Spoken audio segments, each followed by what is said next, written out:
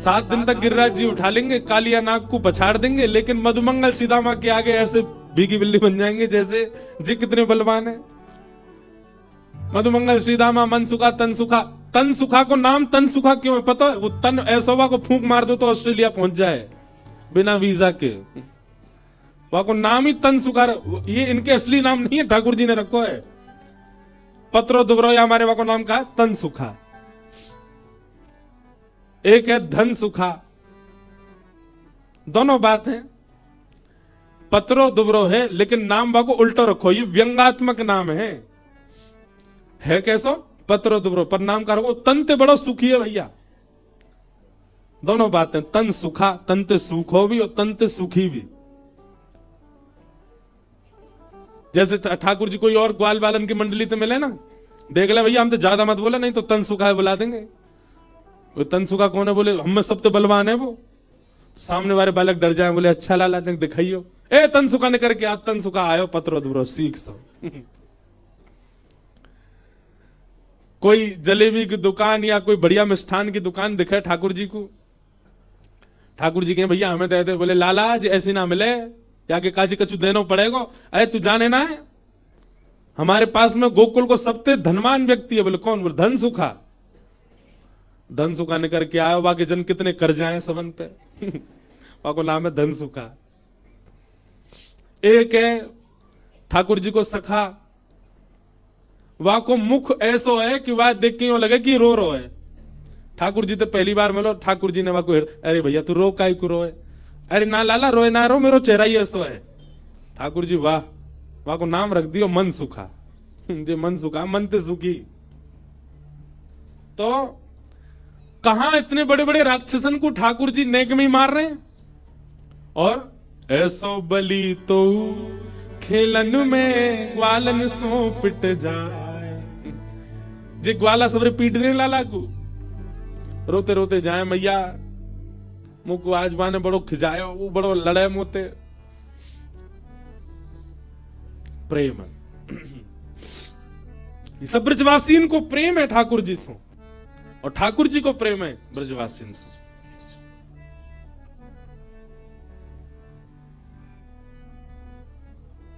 प्रेम में प्रभुता छुपाई जाती है। तो गिरिराज जी धारण किए, ब्रजवासी सब बोले लाला तुमको सांची बताना पड़ो, कैसे उठाए तेने?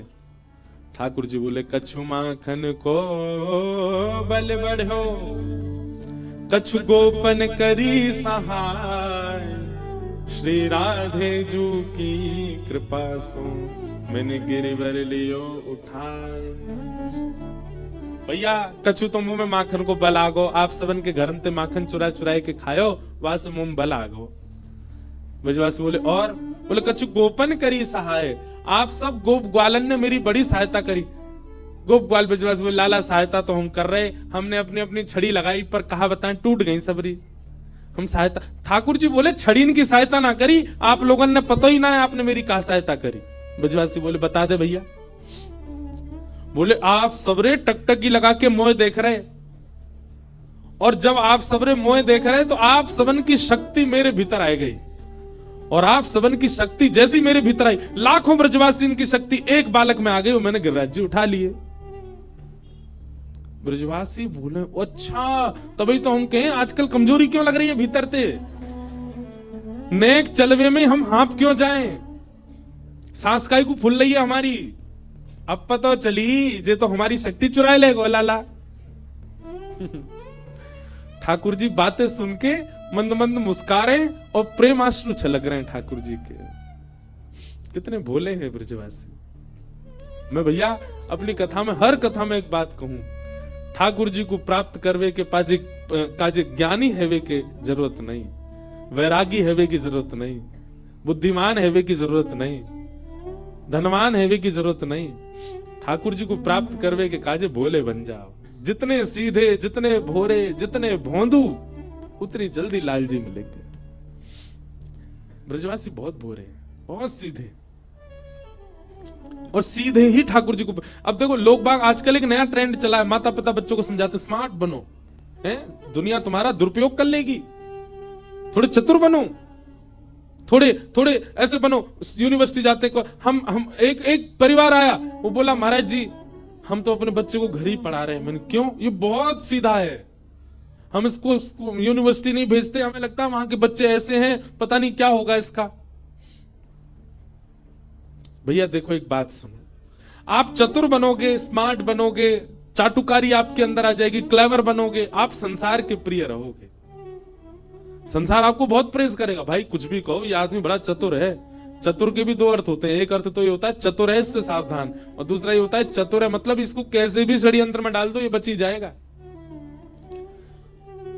चतुर का मतलब कई बार बुद्धिमान भी होता है। घर में कोई सिचुएशन ऐसी फंस जाती है, सब लोग कहते हैं उनके पास चलो, हमारे घर का वो सदस्य है उसकी बड़ा बुद्धिमान है, वो निकाल लेगा इस चीज से।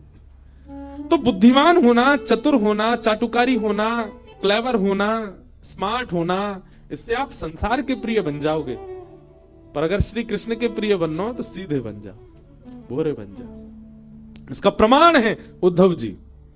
उद्धव जी बहुत बुद्धिमान है, बहुत ज्ञानी है।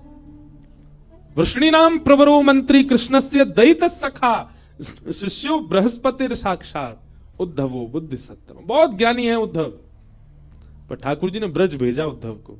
क्यों? प्रेमी बन किया, सीधा बन किया, भोला बन किया, तब द्वारिका लीला में उद्धव को साथ रखा भगवान। तो आपके मन में यदि इच्छा है दुनिया प्रेज करे, मैं सबका प्रिय बनूं, चतुर बनूं, खूब क्लेवर बनूं, पर आपके मन में इच्छा अगर एक ही है कि ठाकुर जी रीझ जाए, मैं श्याम सुंदर से मिलना है, वो उनका मैं सखा बन जाऊं, उनका मैं मित्र बन जाऊं, उनसे मेरा कोई संबंध हो जाए, तो सीधे बन जाओ, सीधे हो जाओ। ठाकुर जी को नदियां प्रिय हैं, कितनी सीधी होती हैं, कुछ भी डाल दो। हम लोगों ने क्या दुर्गति कर रखी है। यमुना जी, कल गंगा आरती में गया था परमार्थ, महाराज जी से रात्रि में चर्चा हुई, बैठ करके मैंने महाराज जी को अपनी एक वेदना बताई। मैंने कहा महाराज जी बोले आप तो ब्रजवासी हैं, आप तो अच्छे, तो मैंने कहा कल आएंगे महाराज जी कथा में। तो मैंने महाराज जी से कहा महाराज जी ब्रजवासी हैं, ब्रज में जन्म हुआ है, पर पिछले 10 सालों से मैंने भी यमुना जी का आचमन नहीं किया, हम कर ही नहीं सकते, ऐसा स्वरूप हो गया यमुना जी का। श्री कृष्ण को कौन प्रिय? नदियां प्रिय, सीधी हैं। हमने उनकी क्या स्थिति कर दी। नदियां कितनी सीधी होती हैं, सबको जल देती हैं। कभी आपसे कहती हैं एक कट्टी भर के ले जा रहे हो हमारे ऊपर से, देके तो जाओ हमको कुछ। गंगा जी कुछ कहती हैं? आप नहा करके अपने सबरे पाप धो जाओ, कपड़ा फेंक जाओ, गंगा जी सब स्वीकार कर ली। कितनी भोली है। नदियां सीधी हैं इसलिए ठाकुर जी को प्रिय, वृक्ष सीधे हैं इसलिए ठाकुर जी को कुंज प्रिय, गैया सीधी है इसलिए ठाकुर जी गोपाल कहलाए, पृथ्वी सीधी है, सब चलते हैं, सब उछलते हैं, सब गंदा करते हैं इसको, फिर भी कुछ नहीं कहती, शांत रहती। हाँ, ये सब अपने संपूर्ण 100 वर्ष के यातनाओं का उत्तर एक ही बार में दे देते हैं। और ये भी प्रकृति नहीं देती है, ठाकुर जी दिलवाते हैं इनसे। अगर इनके अंदर बदला लेने की इच्छा होती तो हर दिन बदला लेती प्रकृति हमसे, पर नहीं। जब 100 साल में इतना कुछ हम कर चुके होते हैं, तब ठाकुर जी आड़े लेते हैं, बोले तुम पीछे हटो, हम आते हैं। इन लोगों ने इतना बुरा कर रखा है, तो पर्वतों पर कुछ होगा, नदियों में कुछ होगा, पृथ्वी पर भूचाल आएगा। लेकिन ठाकुर जी का जिससे भी संबंध है, आप सबको उठा के देख लो, सब भोले हैं, सब सीधे हैं, सब शांत हैं, सब सरल हैं, सब निर्मल हैं। हम चाह रहे हैं हमसे ठाकुर जी संबंध हो, ठाकुर जी कह रहे हैं खुद को देख तो ले पहले, ऐसा दूषित है। सीधे बनो, सरल बनो। मन में भाव आता है, गंगा जी में स्नान करते हैं सब लोग, डुबकियां लगाते हैं, मांगते हैं गंगा जी से हमारे धन की पूर्ति हो जाए, हमारा व्यापार बढ़िया चल जाए, मेरा एग्जाम है मैं क्लियर हो जाऊं, मेरा विवाह होने वाला, पत्नी बढ़िया आवे, हमारे बालक जन्म ले रहे हैं, बढ़िया बालक हो, सब चीज मांगते हैं। पर पता नहीं क्यों मेरा मन होता है ये संसार मत मांगो, ये तो आपको मिलेगा, जो लिखा है सब मिल ही जाएगा, आपके कर्तव्यों से मिलेगा। आप गंगा जी से, आप देवताओं से, आप इन दैवी वस्तुओं से ये मांगो, एक डुबकी लगाओ, मैं सरल हो जाऊं, मैं सहज हो जाऊं, मेरे अंदर से चतुराई चली जाए, मुझे लोगों को देख करके ईर्ष्या होती है, मेरी ईर्ष्या दूर करो, मेरा क्रोध कम करो, मेरे अंदर कामुकता बहुत ज्यादा है, कम करो, अपने व्यवहार स्वभाव को बदलने की बात करो ना। वो तो कोई नहीं मांगता यहां पे।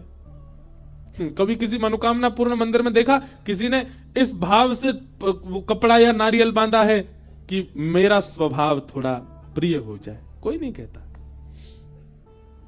जो बदलना चाहिए, जो मांगना चाहिए देवताओं से, वो तो कभी नहीं मांगते हम। एक आप लोग अगर इधर जाएंगे ना, क्या कहते हैं, नैनीताल से ऊपर कमाऊ क्षेत्र, ये पौड़ी गढ़वाल है, वहां कमाऊ क्षेत्र में एक देवता है, उनका नाम गोलू देवता क्या नाम है? गोलू देवता। दर्शन किए मैंने उनके। गोलू देवता के मंदिर में आप जाओगे, दो ही चीज मिलेंगी आपको, एक तो पत्र और दूसरे घंटी। कम से कम लाखों करोड़ों की तादाद में वहां पत्र बंधे होंगे। लोग बाग उनके साथ हुई घटनाओं को लिख देते हैं, हमारे साथ इसने ऐसा किया, ऐसा किया, ऐसा किया, और ये बहुत बुरा हुआ, और फिर उसको वो पत्र को वहां टांगे आते हैं। तो गोलू देवता उसका न्याय करते हैं। अगर आप गलत हो गए तो आपको ही दंड मिलेगा, और यदि आपके संग किसी ने गलत किया तो उसको दंड मिलेगा, और आपकी मनोकामना पूरी हो जाती है। मतलब जिसका आपने नाम लिखा, वो उसको अगर दंड मिल जाता तो वहां घंटी चढ़ाते हैं लोग, गोलू देवता। ऐसा कहते हैं वहां के राजा थे वो न्याय देते थे सबको। जब राजा के प्राण जाने लगे तो फिर लोग बाग चिंतित हो गए, रोने लगे कि अब राजा चला गया, अब हमको न्याय कौन दिलाएगा। तो अपनी प्रजा के रुदन को देख करके राजा ने एक रूप धारण कर लिया देवता का। बोले मैं हमेशा अज्ञात रूप से यहां रहूंगा, आप सबको न्याय दिलाऊंगा। वहां न्याय दिलाते हैं सबको, पर वहां कभी किसी ने जाकर के अपनी शिकायत तो नहीं लिखी होगी, मैंने ऐसे ऐसे के संग गलत किया है गोलू देवता, मैंने उसके संग बुरा किया, मैंने ऐसा कर दिया। कोई अपनी बात क्यों नहीं रखते हो आगे?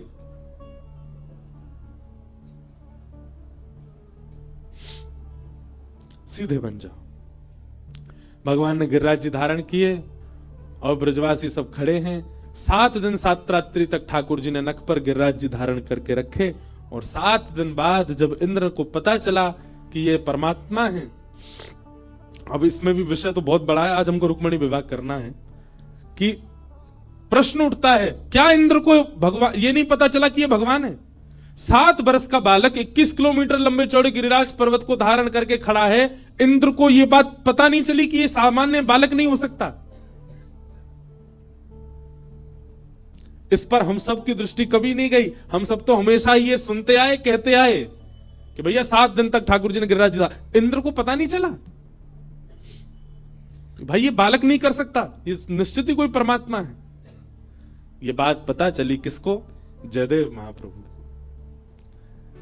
हमारे भारत में 1000 वर्ष पहले एक आचार्य हुए बंगाल में, जिनका नाम था श्री जयदेव, और जयदेव महाप्रभु ने ठाकुर जी की लीलाओं को गीत में, संस्कृत के गीतों में गाया, जिसको कहते हैं गीत गोविंद। अष्टपदियां हैं, उन्हीं अष्टपदियों में एक पद श्री जयदेव महाप्रभु गाते हैं। मैं कथाओं में गाता हूं, बहुत लोग गाते हैं उसको। उसी अष्टपदी के एक पंक्ति में श्री जयदेव महाप्रभु कहते हैं, ठाकुर जी आपने इतने बड़े गिरिराज जी उठाए, इंद्र को पता नहीं चला कि आप परमात्मा हो? भगवान जगन्नाथ जी बोले हां पता चला ही नहीं होगा। जयदेव महाप्रभु बोले ऐसा हो ही नहीं सकता। नन्हा सा बालक, 7 वर्ष का बालक कितना बड़ा होता? छोटा सा, और वो इतने बड़े गिरिराज पर्वत को लेके, चलो मान लीजिए 1 आध घंटा खड़ा हो गया तो भी चलो मान लिया कि कोई टोना होगा, कोई टोटका होगा, कोई देवता की शक्ति होगी। 7 दिन 7 रात्रि तक ऐसे ही खड़ा रहा। अरे वो बालक नहीं हो सकता। ब्रजवासियों को तो हम चलो मानते हैं कि उनके अंदर प्रेम बहुत है, वो भोले बहुत हैं, उनको नहीं दिखा। पर इंद्र तो बुद्धिमान है, देवताओं का राजा, उसको यही नहीं पता चला कि ये परमात्मा नहीं है। भगवान बोले इंद्र को पता ही नहीं चला होगा। जयदेव महाप्रभु बोले पर मुझे तो दाल में कुछ और काला लग रहा है, तो तुम्हें क्या लग रहा है? तब जयदेव महाप्रभु लिखते हैं, अभिनव जलधार सुंदर धृत मंदर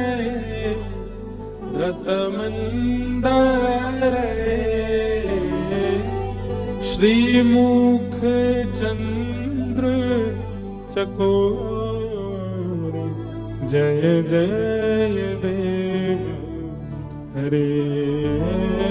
श्रीमुख चंद्र चकोर, जय जय देव हरे। जयदेव महाप्रभु कह रहे हैं, अभिनव जल के समान नील वर्ण के श्री कृष्ण ने इतने बड़े गिरिराज पर्वत को धारण किया और 7 दिन 7 रात्रि तक इंद्र वर्षा ही करते रहे, उनको पता नहीं चला कि ये परमात्मा है। तो जयदेव महाप्रभु कहते हैं, इंद्र को तो 7 मिनट में ही पता चल गया था कि ये परमात्मा है। 7 दिन नहीं, 7 मिनट में ही पता चल गया था कि ये परमात्मा है, गिरिराज जी धारण जिन्होंने किया है। तो फिर वो 7 दिन तक वर्षा क्यों करता रहा? जयदेव महाप्रभु कहते हैं, बोले मुझे तो ऐसा लगता है जब ठाकुर जी ने गिरिराज जी उठाए तो सब ब्रजवासियों ने ठाकुर जी को घेर लिया और ठाकुर जी के श्री स्वरूप के सामने, बिल्कुल नेत्रों के सामने वृषभानु नंदिनी श्री किशोरी जी खड़ी हैं। उनके रूप को देखने में ठाकुर जी को इतना सुख मिला, इतना सुख मिला। ठाकुर जी ने 7 मिनट में जैसे इंद्र को पता लगा कि ये परमात्मा है, इंद्र तो वर्षा बंद कर रहा था, ठाकुर जी ने कही, ए इंद्र अपने सबरे भंडार खोल दे, जितनी हो सके उतनी वर्षा कर दे। आज किशोरी जी के रूप को देखवे को समय मिलो है, आज जी भर के किशोरी जी को देखवे को अवसर मिलो है। जब तक तेरी वर्षा को जल खत्म नहीं आ जाए तब तक करते ही रही हो, ताकि मैं किशोरी जी को देखता रहूं। प्रश्न हुआ, क्या ठाकुर जी 7 दिन में रीझ गए, बस किशोरी जी को 7 ही दिन तक देख पाए? क्या इतना ही रूप लावण्य था किशोरी जी का कि 7 दिन में ठाकुर जी का मन भर गया? नहीं, ठाकुर जी को मन ना भरो तो इंद्र को भंडार खत्म है गो। इंद्र के पास जलाशय खत्म हो गया, ठाकुर जी तो अभी भी यूं खड़े। थोड़ी देर बाद सब ब्रजवासी बोले, लाला अब जा गिरिराज जी नीचे धर दे। क्यों? काहे को? वर्षा बंद है गई अब बाहर। ठाकुर जी ने भ्रगुटी टेढ़ी कर गई तो समझ में नहीं आई, तो मैंने कही खुब्बर से ही हो। इंद्र बोलो, जय जय, जितनो एक सांबर तक में बरसानो चाहिए उतनो पूरा बरसा दियो मैंने, मुंह पे खत्म है, जले ही नहीं बचो। तब 7 दिन बाद ठाकुर जी ने गिरिराज जी नीचे धरे। ये भेद किसने खोला? जयदेव महाप्रभु। इसलिए श्री राधे जू की कृपा से मैंने गिरिवर लियो उठा, किशोरी जी की कृपा से मैंने गिरिराज जी उठा। बोलो गिरिराज धरण की, श्याम सुंदर श्री यमुने महारानी की, गोवर्धन नाथ की, गिरधर लाल प्यारे की, पूछरी के लौटा की, हु प्यारे। क्या बात है वंशी वारे। ठाकुर जी ने गिरिराज जी धारण की। ऐसे गिरवर धारण की लीला सुनाई। अब आगे रासपंच अध्याय का प्रसंग आया। भगवान ने गोपियों के संग रास किया। अब विस्तार में ज्यादा नहीं करूंगा, पर थोड़ा सा भाव कहूं। मैं हर कथा में ही कहता हूं, रस और रास ये 2 शब्द हैं। रस का अभिप्राय होता है, बहुत ध्यान से सुनिएगा, रस का अभिप्राय होता है आप भगवत मिलन की इच्छा रखते हो, वो रस है। पर ठाकुर जी आपसे मिलन की जब इच्छा रखते हैं वही रास है। हम स्वयं का निर्माण ऐसा करें, स्वयं की भक्ति ऐसी करें, स्वयं का भजन ऐसा करें, स्वयं का जीवन ऐसा बना लें कि ठाकुर जी इच्छा रखें मुंह से मिलवे की, वही रास है। आज रास का प्रसंग आया। गोपियां अब उस स्थिति में आ चुकी हैं, ठाकुर जी उनसे मिलने का मन बना रहे हैं। भगवान पिता रात्रि शरदोत्फुल्ल मल्लिका विक्षरंतुम मनश्चक्रे योग मायाम उपाश्रित। स्पष्ट लिखा है रासपंच अध्याय में, गोपियों ने ठाकुर जी के संग रास करने का मन बनाया, ये एक पक्षीय बात है। पर यहां स्पष्ट श्री शुकाचार्य जी कहते हैं, भगवान पिता रात्रि शरदोत्फुल्ल मल्लिका विक्षरंतुम मनश्चक्रे, ठाकुर जी ने मन बनाया गोपियों के संग रास करने का।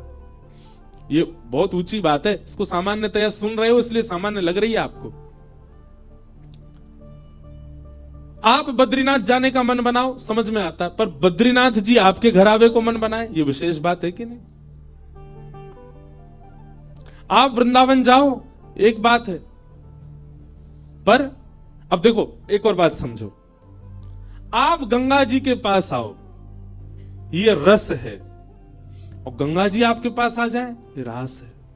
ये रास किसके साथ हुआ? भगीरथ जी के साथ हुआ। भगीरथ जी के बुलावे पर, उनकी पीढ़ियों के आवाहन पर श्री गंगा जी जहां जहां से भगीरथ जी लेके गए, तहां तहां से गंगा जी चलती चली गई, उनके साथ रास हुआ। हम लोग केवल रस का अनुभव कर पाते हैं, हमारे साथ रास नहीं हुआ है। रास का मतलब है कि हमसे प्रसन्न हो गए ठाकुर जी और हम पर कृपा करके हमारे पास आ गए, तब रास समझो। रास का अनुभव कैसे कर सकते हो आप? मैं बताता हूं कथा में कि जब भी वृंदावन जाओ, पहले से ही कुछ विचार करके जाओ। वृंदावन जाएंगे तो मौसम ऐसा होगा, वृंदावन जाएंगे तो वायु ऐसी बह रही होगी, वृंदावन जाएंगे तो श्री बिहारी जी के दर्शन करने जाएंगे, वहां ऐसी भीड़ होगी, लोगों के मुख से ऐसे नाम प्रकट हो रहे होंगे। और श्री वृंदावन बिहारी जी का जब हम दर्शन करेंगे तो बिहारी जी की पोशाक ऐसी होगी, बिहारी जी के वस्त्र ऐसे होंगे, बिहारी जी का श्रृंगार मुकुट ऐसा होगा। वृंदावन में हमको ये पाने को मिलेगा, हम स्वयं नहीं जाएंगे पाने, कोई हमको दे जाएगा कि लो ये पालो। ऐसा ऐसा आपने कुछ विचार कर लिया, और वो सब विचार किया जो एक प्रकार से असंभव जैसा है, जो आपको पता ही नहीं है, वो आपने विचार कर लिया। अब जब आप वृंदावन गए और वहां आपकी विचार की हुई वस्तु में मैच होने लग जाए, तो समझ जाना आपके संग रास हुआ है, आपके संग रास हो रहा है। रस और रास, रस में प्रयास आप करते हैं और रास में प्रयास ठाकुर जी करते हैं। यही है रस में और रास में अंतर। स्वयं को हम ऐसा बना लें कि ठाकुर जी प्रयास करें हमारे पास आवे को, हमसे मिलवे को, वो रास। गोपियों ने अपना ऐसा निर्माण किया, सब गोपियां आनंदित हो गईं।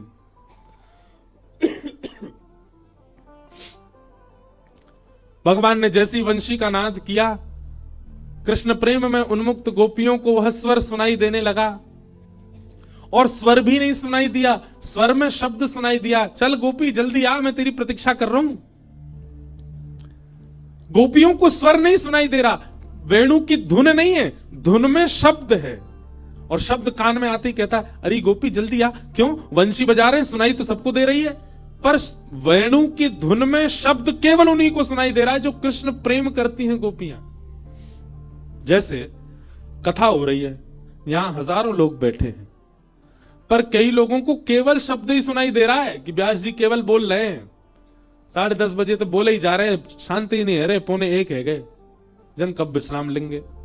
कई लोगों को लग रहा है केवल शब्द का वाचन किया जा रहा है, पर यहां बैठे कई लोगों को ऐसा अनुभव हो रहा होगा कि व्यास तो माध्यम है, इंद्रेश जी तो माध्यम है, इनकी वाणी तो माध्यम है, पर इनके मुख से जो शब्द है ना, ये श्री कृष्ण ही बोल रहे हैं, और ये मेरे लिए ही बोल रहे हैं।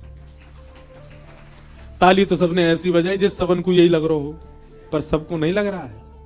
हम जानते हैं 1000 लोगों में ज्यादा से ज्यादा 4 लोगों को अनुभव ऐसा होता है कि कथा मेरे लिए कही जा रही है, यहां जो कुछ भी कहा जा रहा है वो शब्द श्री कृष्ण मेरे परिवर्तन के लिए प्रकट कर रहे हैं।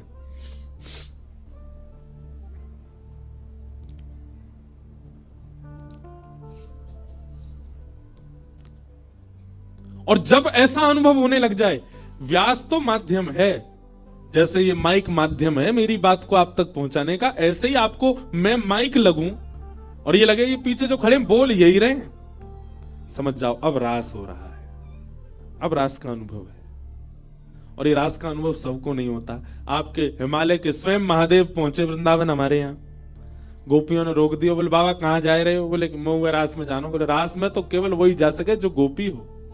इसका मतलब क्या है, रास का अनुभव किसको हो सकता है, जो गोपी है। और गोपी का स्वरूप क्या है, दर्शन को नैना तपे, वचन सुनन को कान, मिलवे को हियरा तपे, हिय के जीवन प्राण, गोवर्धन वासी सांवरे, गोवर्धन वासी। ये गोपी है जिसके नेत्र व्याकुल रहते हैं कृष्ण को देखने को, जिसकी जिह्वा व्याकुल रहती है उनके नाम को गाने के लिए, जिसके कान व्याकुल रहते हैं कथा श्रवण के लिए, जिसके पैर व्याकुल रहते हैं प्रदक्षिणा के लिए, जिसके हाथ व्याकुल रहते हैं सेवा और स्पर्श के लिए श्री कृष्ण के, उसी को गोपी कहते हैं। और हम गोपी नहीं है, हम सब गोपी नहीं है। हम बिना कृष्ण के रह लेते हैं। हमें दर्शन को ना मिले ठाकुर जी चलेगा काम, सुनने को ना मिले कथा चलेगा काम, प्रसाद ना मिले चलेगा काम, पैर प्रदक्षिणा ना करें चलेगा काम, सेवा ना हो हाथ से चल जाता हमारा काम। हम गोपी नहीं है। गोपी कौन? जो रह ही ना पाए श्री कृष्ण के बगैर। सर्वांगीण इंद्रियों में केवल एक रस जाता है और वो रस है श्री कृष्ण, वो है गोपी। जब महादेव गोपी बने तब रास में प्रवेश मिला। गोपियां सब रास कर रही थी ठाकुर जी के साथ, तभी गोपियों को अभिमान हो गया कि हम सब परम सुंदरी हैं, इसलिए हमारी सुंदरता पर श्री कृष्ण रीझ गए। अब आप कहेंगे महाराज गोपियों के अंदर यह विकार कैसे आ गया? गोपियां तो अनन्य पूज्या हैं, गोपियां तो अनंत पूज्या हैं, फिर उनके मन में यह विकार कैसे आ गया कि हम बहुत सुंदर हैं? और जब यह विकार उनके भीतर था तो फिर ठाकुर जी ने उनके संग रास क्यों किया? बंधुओं, कई लीलाएं मुझे और आप सबको समझाने के लिए होती हैं। ये गोपियों के अंदर मान आना कि हम बहुत सुंदर हैं, ये इसलिए हुआ कि हम आप सब समझें। कई बार हमारी सेवा से हमारी इच्छा यह होती है कि ठाकुर जी प्रकट हो जाएं। मैं एक बात कथा में बता रहा था कि एक बार मैं और मेरे लाल जी, हम दोनों विदेश, अकेले मैं और लाल जी और कोई नहीं। विदेश जाना हमको वैसे प्रिय नहीं, पर इसलिए प्रिय क्योंकि मैं और लाल जी अकेले जाते हैं। सेवा बहुत बढ़ जाती है पर हम ही करते हैं, हमारी गोद में ही बैठते हैं। अब यहाँ तो सब लोग हैं, सब सेवा करते हैं। अब हम कथा करते हैं, लाल जी यहाँ से वहां भी आ जाते हैं, कई बार सब होता है। पर विदेशों में तो यह है कि लाला खावे को भी मेरे हाथ थे, सोवे को भी मेरे हाथ थे, उठे को मेरे हाथ थे, श्रृंगार भी मेरे हाथ थे, जाए को मेरे हाथ थे। और फ्लाइट में हम जाते हैं तो हमारा एक अद्भुत है, ठाकुर जी की एक ऐसी बनी हुई है, यहीं बैठ जाते हैं छाती में ही। उसमें एक बड़ी झीनी सी एक जाली है, उसमें से ठाकुर जी देखते रहते हैं बाहर, और ऐसे हम धीरे से ऐसे पटका से ढक लेते हैं तो लाल जी पता ही नहीं चलता किसी को कि यहीं बैठे हैं। तो विदेश यात्रा में ये सुख रहता है, लाल जी संग ही रहते हैं। तो एक बार हम जा रहे थे, रात्रि का समय, सब सो रहे हैं हवाई जहाज में, मैं और लाल जी दोनों बैठे। थोड़ी देर बाद पता नहीं एक मन में भाव आया, मैं लाल जी आप ऐसे ही रहते हो हमेशा, हाथ पांव दुख जाते होंगे आपके, या हाथ नीचे कर ले हो, और मैं कोई तो ना कहूंगा, चिंता मत करो, मैं कोई ना बताऊंगा। आज तो कोई देख भी ना रहो आपको, मैंने इतनी सेवा करी आपकी, मैं एक तो प्रसन्नता दिखाए दो कि आपने हाथ नीचे कर लिया, फिर ऊपर कर लियो, एक क्षण नीचे करके फिर ऊपर कर लियो, बिल्कुल सहज हो जाओ। जैसे एक प्रेम करने वाला दूसरे प्रेम करने वाले से कहता है कि तुम सहज हो जाओ, अब मैं केवल तुम्हारा हूं, तुम चाहे मुझसे जो कहो, चाहे मुझे जो बोलो, वैसे ही मैं ठाकुर जी से बोला हूं कि अब आप सहज है, जाओ। बहुत देर लीला चली, थोड़ी देर मैंने आंख बंद करी, अच्छा मैं ठाकुर जी 10 तक गिनती गिनना है, हाथ नीचे कर लियो एक बार, और 10 गिन के जैसी आंख खोलूंगा एक बार ये हाथ यूं दिखाई दियो, फिर ऊपर कर लियो, कोई से नहीं कहूंगा। खूब हाजी हजूरी कर ली, खूब पाम पूज लिए, खूब प्रार्थना कर ली, खूब बात कर ली, ठाकुर जी ने हाथ नीचे नहीं कियो। ठाकुर जी को बगल में सिंहासन वहां में पौड़ा दिए, आंख बंद करके जैसे मैं थोड़ी देर लेटो तो अपने आप ही अंदर से ऐसा स्वर आया, ऐसी एक मतलब अपने आप मेरा ही स्वर था, मेरी ही भावना थी, पर अंदर से ऐसी भावना आई मानो ठाकुर जी यूं कह रहे हैं, मैंने अगर हाथ नीचे कर दिया तो सबसे पहले कथा में जाके सुनावे वो सबन को, मेरे लाला ने हाथ नीचे किया। अच्छा, हाथ नीचे करवे से कोई दिक्कत नहीं है, पर ठाकुर जी को हाथ नीचे करने में, चलने में, फिरने में, उछलने में कोई दिक्कत नहीं है। ठाकुर जी को केवल एक चीज से दिक्कत है, मैं आपको बता भी दूं उससे भी ठाकुर जी को कोई दिक्कत नहीं है। ठाकुर जी को दिक्कत यह है कि मैंने आके आगे हाथ नीचे कर लियो, या बात को कहीं आपको अभिमान नहीं आ जाए कि देखो मेरी भक्ति से मेरे लाला ने हाथ नीचे किया। ठाकुर जी को इस बात की चिंता रहती है कि अगर मैं कहीं असहज भयो तो कहीं मेरे अर्चक को मान नहीं है जाए। मेरी भक्ति की पराकाष्ठा देखो, ठाकुर जी ने हाथ सीधे कर ली। यही बात रास में समझा रहे हैं। गोपियों के संग रास करते करते करते करते गोपियों को जब ये मान हुआ कि हम बहुत सुंदरी हैं, ठाकुर जी ने मानो हम सबको संकेत किया, मैं इसीलिए सहज नहीं होता क्योंकि मेरे सहज होते ही अर्चक को ये मान हो जाता है कि वो कुछ है।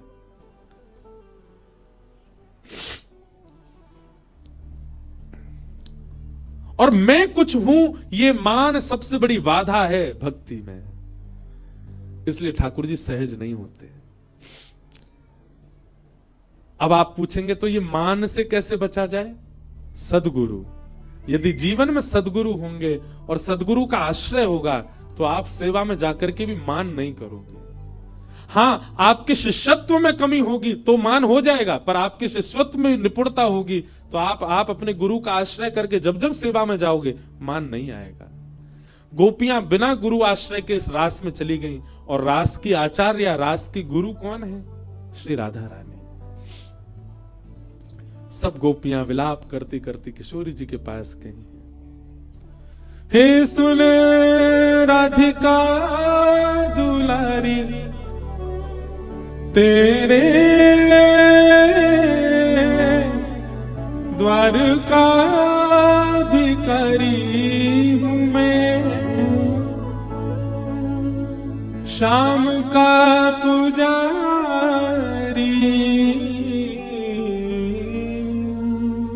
पीड़ा है हमारी हमें, श्याम ना मिला हमें, श्याम ना मिला हमें, श्याम ना मिला हमें, श्याम ना मिला। हे सुन राधिका दुलारी, सुन राधिका दुलारी। ये भाव सबको प्रिय लगता है। गंगा जी के तट पर, यमुना तट पर किशोरी जी से प्रार्थना गोपियां कर रही हैं। हम गंगा तट पर प्रार्थना महादेव से करें, क्योंकि महादेव भी रास की एक गोपी हैं। हम भी प्रार्थना करें, और ये प्रार्थना नेत्र बंद करके हो, चित्त में श्यामा श्याम का स्मरण करके हो। सब लोग भाव से।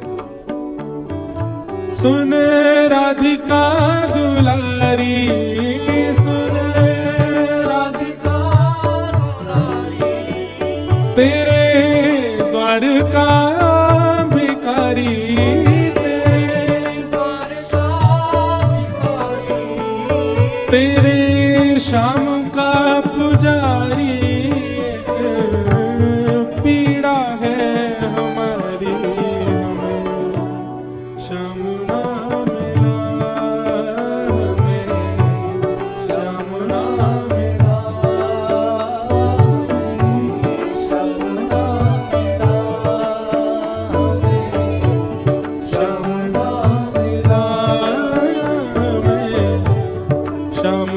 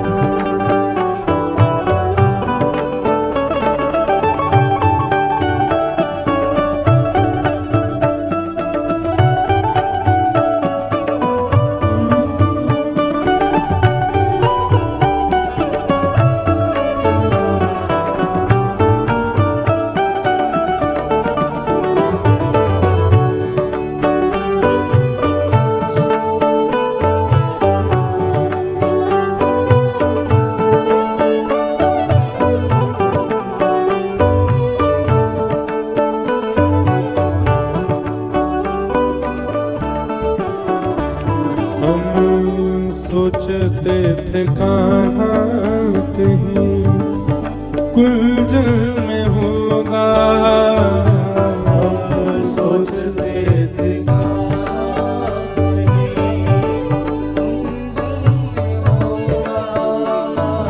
हम सोचते थे कहाँ कहीं कुंजल में होगा, हम सोचते थे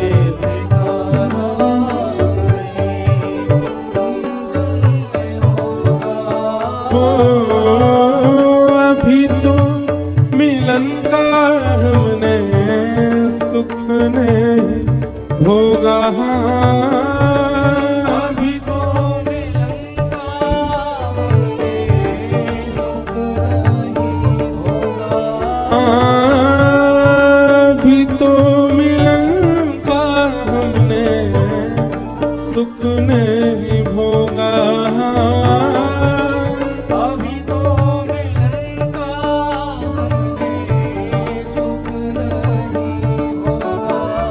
सुन के प्रेम की परिभाषा, प्रेम की परिभाषा मन में बंधी थी जो आशा, मन में बनी थी आशा, आशा हुई रे निराशा, झूठी दे गया दिलाशा, हमें श्याम ना मिला, हमें श्याम ना मिला, हमें श्याम ना मिला, हमें श्याम ना मिला।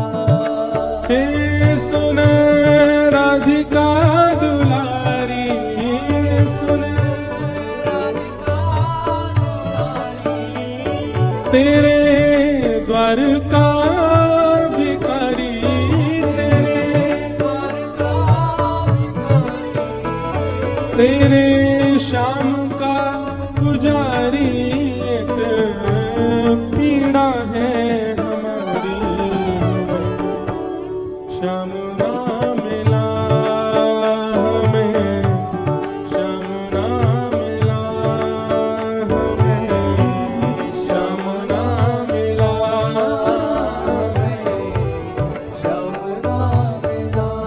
ओ हमें श्याम ना मिला, हमें श्याम ना मिला, हमें श्याम ना मिला, हमें श्याम ना मिला। ओ हमें श्याम ना मिला, हमें श्याम ना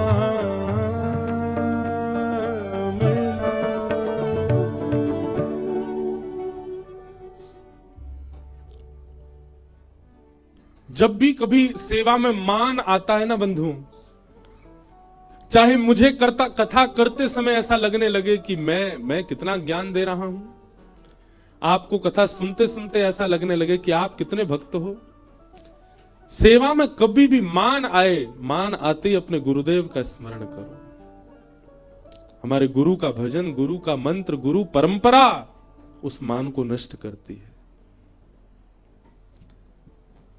गुरु का स्मरण हर समय करना चाहिए, पर जब मान आवे चित्त में, मान आने से ठाकुर जी तो दूर चले जाते हैं, तो उनका स्मरण कैसे करोगे? पर गुरु नहीं जाते, इसलिए गुरु स्मरण करो। गोपियों ने आचार्य गुरु स्वरूपा श्री किशोरी जी की शरण ली, और तब किशोरी जी की कृपा से गोपियों ने गोपी गीत गाया। जयति तेधिकम जन्मना ब्रज श्रयत इंदिरा सस्वदत्र दैत दृश्यता दीक्षुतावक स्त्वयि धृता सब स्वां विचिन्वते। गोपियों के द्वारा गोपी गीत गाया, सब गोपियां रुदन करने लगी। रुरुदो स्वस्वरम राजन कृष्ण दर्शन लालसा। कृष्ण दर्शन की लालसा से जब गोपियों ने रुदन करना प्रारंभ किया, उन सब के भाव से ताशामाविर्भूत सौरी स्मयमाय मुखाम्बुज पीतांबर धरश रघवी साक्षान मनमथ मनमथ। ठाकुर जी वहीं प्रकट हो गए। बोलो रास रासेश्वर भगवान की जय। गोपियों के साथ ठाकुर जी ने महारास किया। पहले रास हुआ था, अब महारास। इसके दो अर्थ हैं। बिना गुरु के जब आप भाव में प्रवेश करते हैं तो रास होता है, पर जब गुरु कृपा से भाव में प्रवेश करते हैं तो मान नहीं आएगा, इसलिए महारास होगा। रास का एक समय होता है, अवधि होती है, वो उतनी अवधि में विश्राम हो जाएगा, पर महारास विश्राम नहीं होता, महारास तो चलता रहता है। मीराबाई के साथ रास प्रारंभ हुआ था, पर जब गुरु जीवन में आ गए तो महारास चला अंतिम श्वास तक। आप सबके जीवन में निश्चित है रास प्रारंभ हो चुका होगा, पर अब महारास होना चाहिए। महारास कभी विराम नहीं लेता, रास का तो विश्राम हो जाता है। बहुत विस्तार है, अब मैं कहां तक उस भाव में प्रवेश करूं, हम बस प्रणाम मात्र करते हैं।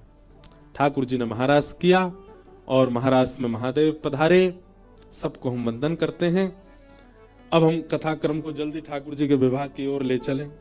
अभी कहां कथा थी? वृंदावन में तो कथा थी, वहां तो हमने ठाकुर जी को ब्याह किया ही नहीं। कथा में इतना, रास में और गोवर्धन लीला में इतने व्यस्त होते चले गए कि ठाकुर जी की ब्रज से गमन लीला हमने सुनाई ही नहीं, ब्याह हुआ ही नहीं। कैसे ब्याह किया? ठाकुर जी को रुक्मणी जी से ब्याह हुआ, बस इतना ही ब्याह का प्रसंग हुआ। पर हमारे सब भाई लोग लाल लाल पगड़ी पहन के बार बार दिखा रहे हैं, बोले ब्याह करो। पहले तैयार है के बैठ गए। हमारी क्या है, स्थिति ऐसी हो गई है कि अगर हमारा मन लग जाता है ना तो फिर हम एक ही विषय पे ही रहते हैं। आज हमारा मन बहुत बार लग रहा था, बार बार हटा रहा था। पहले तो गीता जी में ही लग गया, तो आज गीता प्रवचन ही हो जाता। फिर गोवर्धन लीला में लग गया, फिर उसके बाद निकाल के रास में अब रास में लग गया।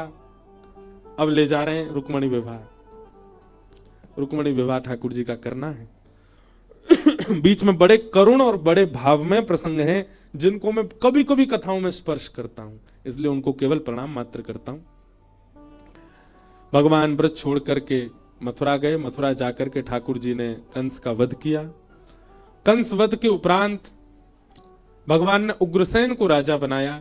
उद्धव जी महाराज को व्रज में गोपियों के पास भेजा और जरासंध ने मथुरा के ऊपर चढ़ाई की। भगवान ने 17 बार जरासंध को हरा दिया। 18वीं बार मथुरा में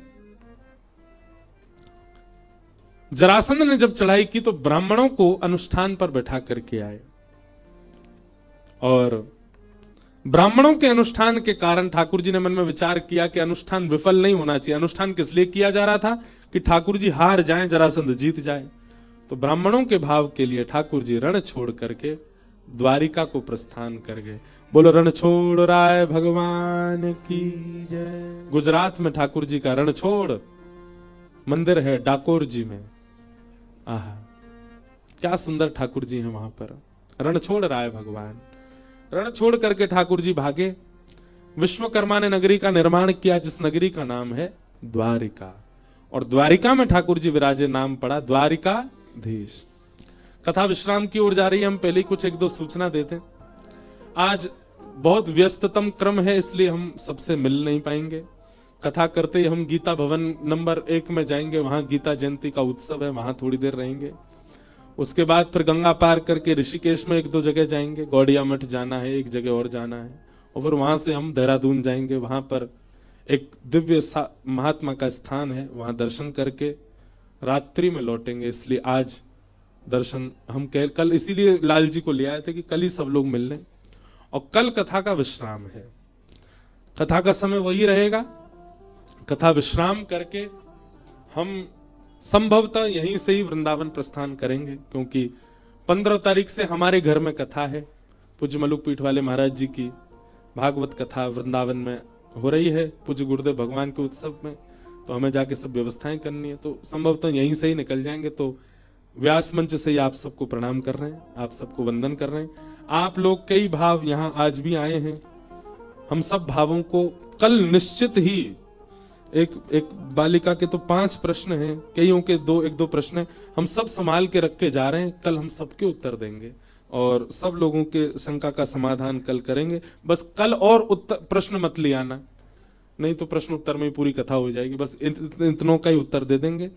लाल जी के लिए और दास के लिए आप जो कुछ भी, लोग बाग दूर दूर से आते हैं, बहुत कुछ लेके आते हैं, कुछ सामग्री।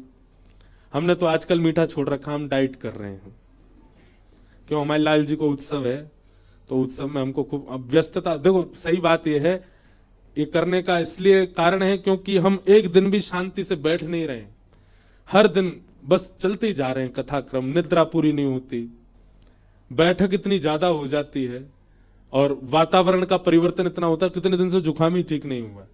तो इसलिए थोड़ा आहार हम कम ले रहे हैं, मिष्ठान ले ही नहीं रहे। आप लोग जो भी सामग्री लाते हैं वो ठाकुर जी को भोग लग के हम सब में बांट देते हैं। तो जो भी कोई सामग्री आप लाए हैं वो सब आप यहीं व्यास मंच पे ही दे देना। लाल जी भी आज नहीं मिल पाएंगे क्योंकि अब हम ही चले जाएंगे तो लाल जी हमारे संग ही जाएंगे। तो इसलिए कल कथा का क्रम उसी समय पर रहेगा। प्रयास करेंगे अगर लाल जी कल मंच पे आ सके तो कल यहीं से ही सबको प्रणाम करवा देंगे, यहीं से आप सब लोग दर्शन कर लेना। और भैया लाला के दर्शन करने हैं तो आओ, 11 से 17 जनवरी नाथ द्वार राजस्थान में आप सब लोग वहां पहुंचो और श्रीनाथ जी के सन्निधि में खूब मधुर उत्सव होगा ठाकुर जी का। सुबह कथा, शाम को उत्सव, अष्ट सखाओं की वार्ता वहां 7 दिन तक चलेगी। तो ऐसी सब सूचनाएं हैं। भगवान द्वारिका विराजे।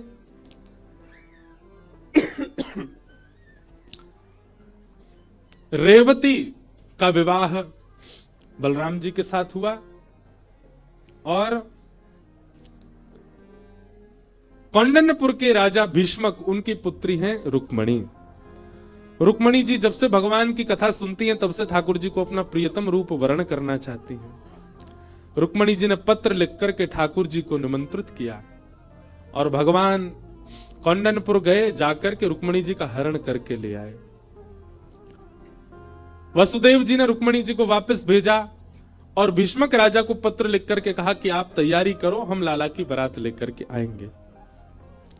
ठाकुर जी दुल्हा बने और भगवान की बारात कौंडन्यपुर के लिए निकली। हम लोग 2-4 बधाई भाव गा करके, 2-3 भाव गा करके इस रुक्मणी मंगल के उत्सव को यहाँ विश्राम करेंगे। सब लोग गाओ।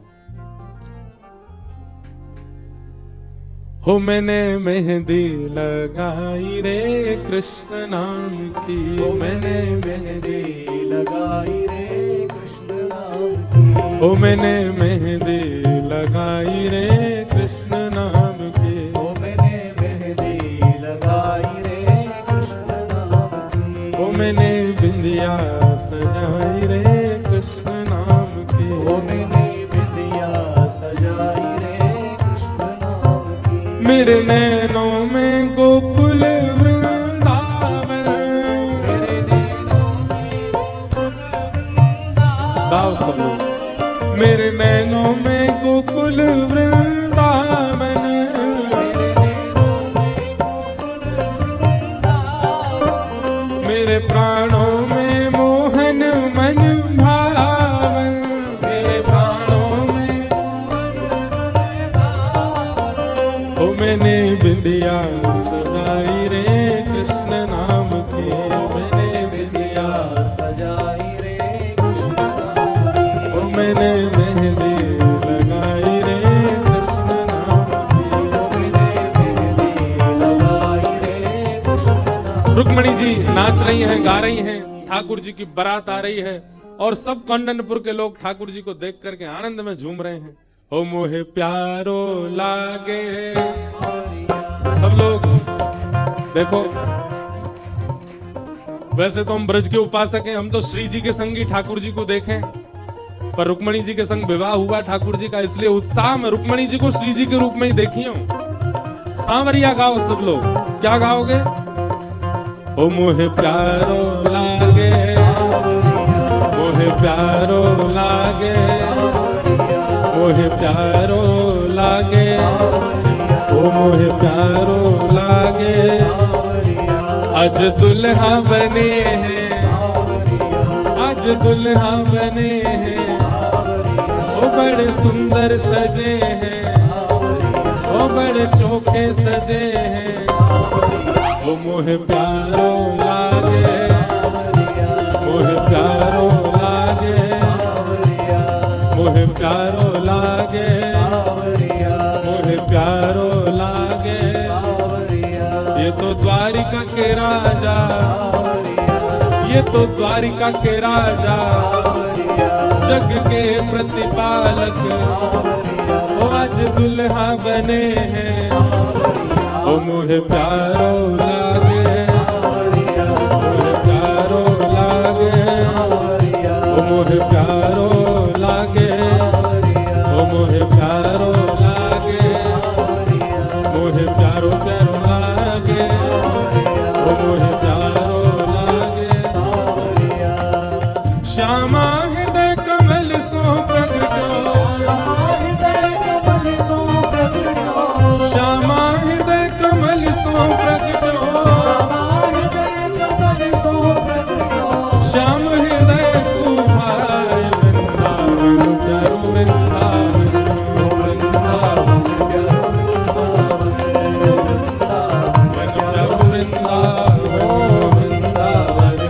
वृंदावन। सब सुख सागर रूप उजागर रहे